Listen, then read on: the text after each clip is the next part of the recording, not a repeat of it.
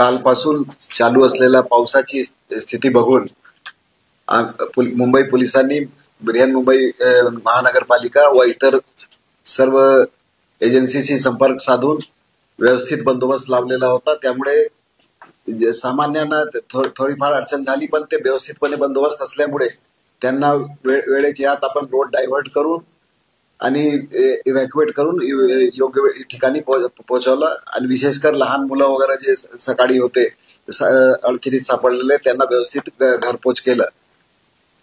जसं आयुक्त साहेबांनी सांगितलं, सर्व शाळेत आणि शासकीय कार्यालयात सुट्टी डिक्लेअर करण्यात आलेली आहे। त्यामुळे आज सकाळपासून वाहतूक वर ताण फारच कमी आहे। तरीही ज्या ठिकाणी पाणी साचलेलं आहे त्या ठिकाणी आम्ही रोड डायव्हर्ट करून इमर्जन्सी सर्व्हिसेस चालू ठेवण्यासाठी सर्व व्यवस्था केलेली आहे आणि कुठलाही याच्यामध्ये इमर्जन्सी सर्व्हिसेसवर असर पडलेला नाही।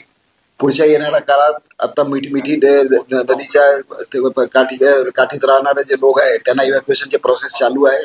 त्याच्यामध्ये सर्व यंत्रणा मिळून काम करत आहे आणि कुठलाही याच्यासाठी आम्ही आमचे पोलीस कंट्रोल रूम आणि महानगरपालिका जे कंट्रोल रूम आहे त्याच्यावर सर्व सुविधा उपलब्ध करण्यात आलेली आहे। कुठल्याही नागरिकांनी काही जर विचार केला पूस केली तर त्यांच्याकडे घरपोच आम्ही तिथपर्यंत माहिती पुरवण्यापासून ते काही वस्तू पुरवण्याचं काम ते पण चालू आहे पोलिसांच्या मार्फतीने।